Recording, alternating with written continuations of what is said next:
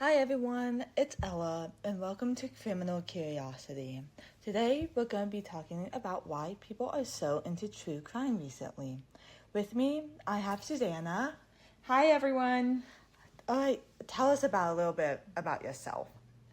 Well, I love to read books, and I've been in a book club for over 21 years.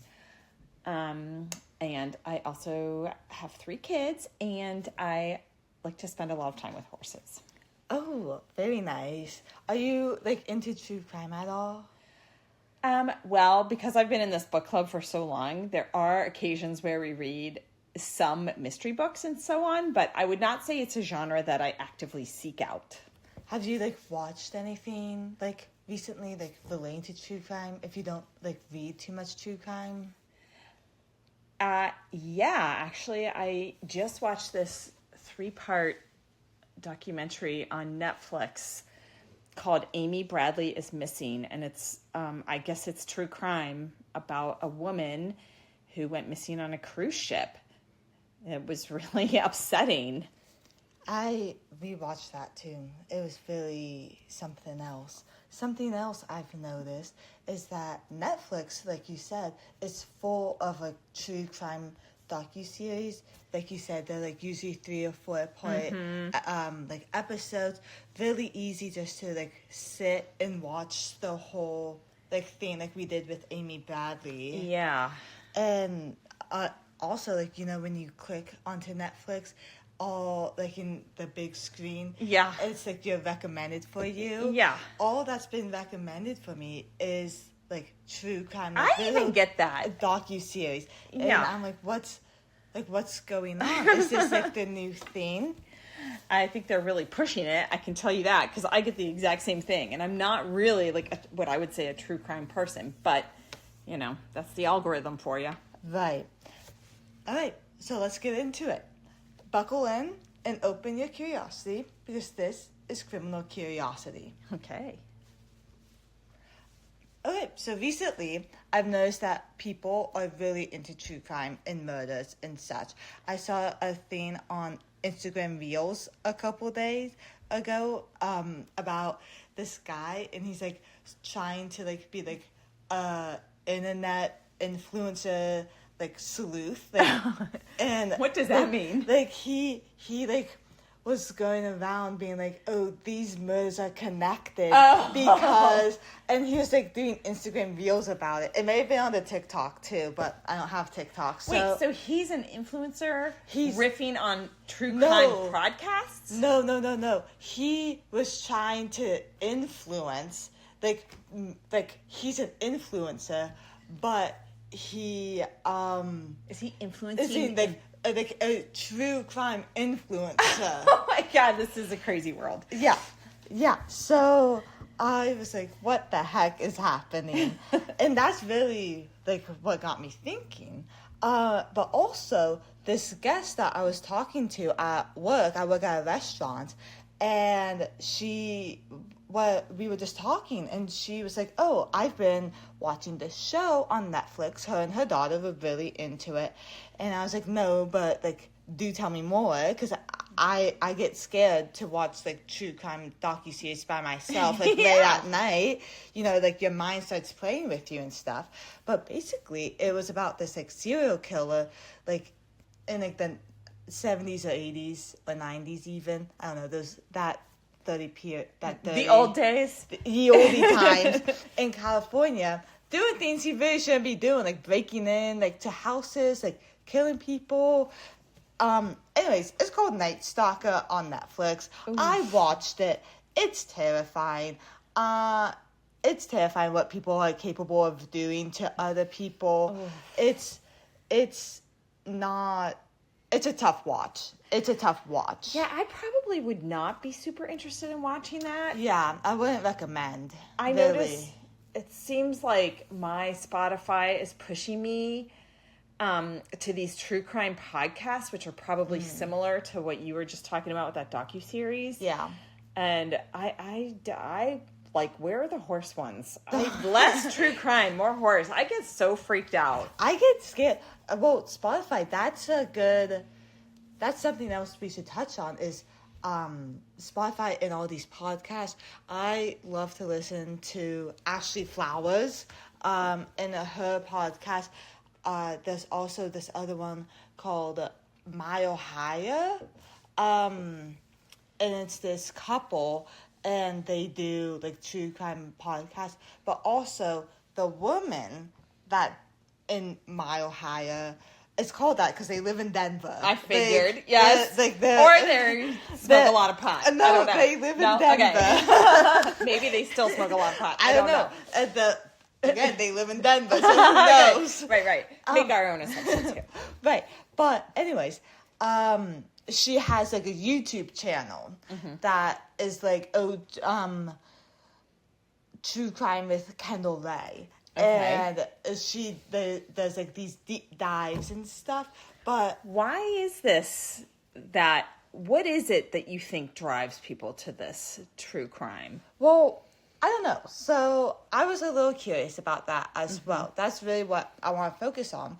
And so I took to the internet and Google, our best friend, and I found our source today is an article actually written by Dr. Scott Bond on Psychology Today and .com.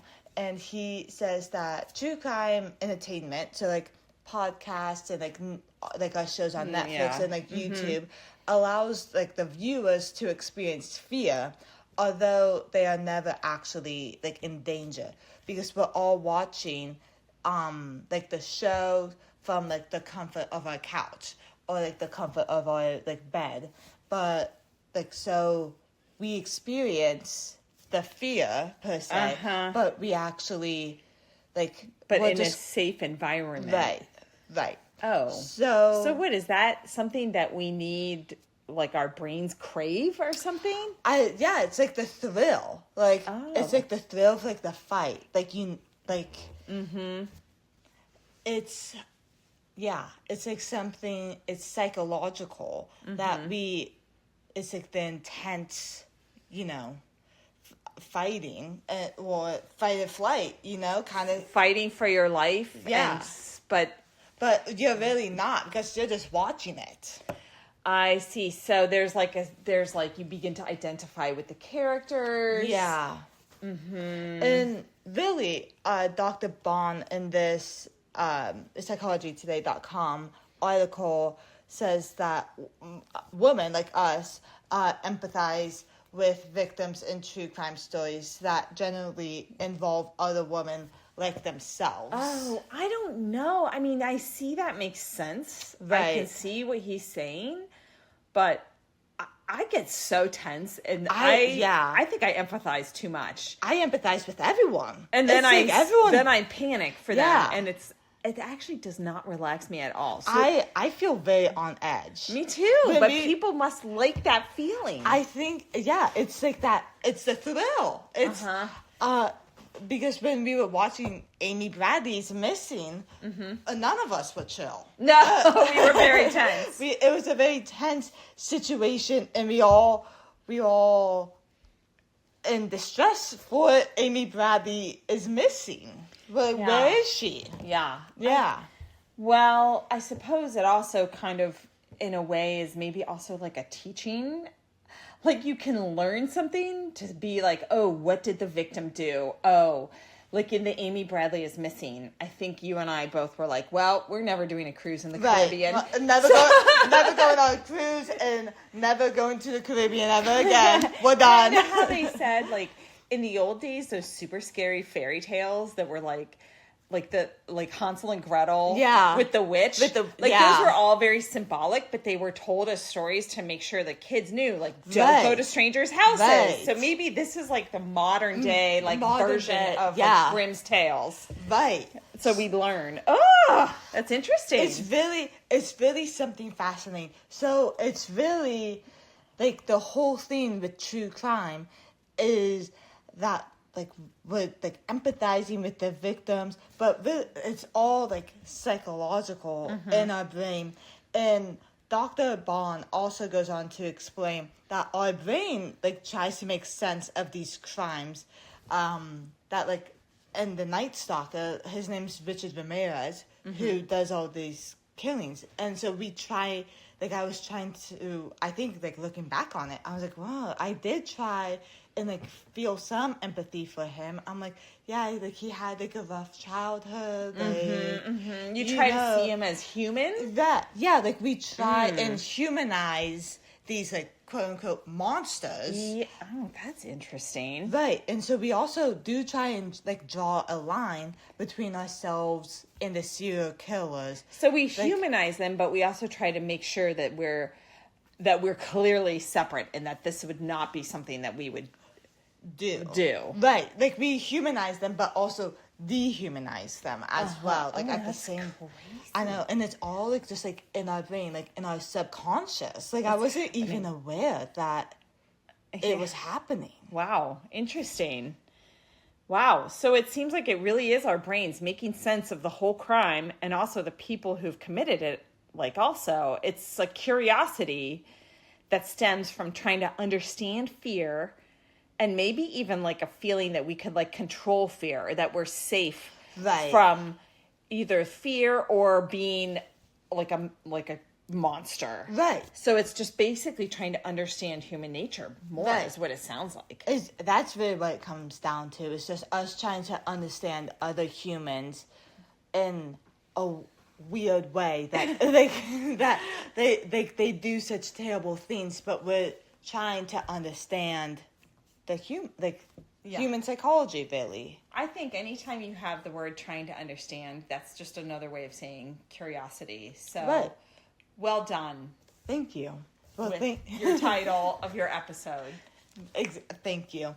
And thank you for listening. This has been Criminal Curiosity.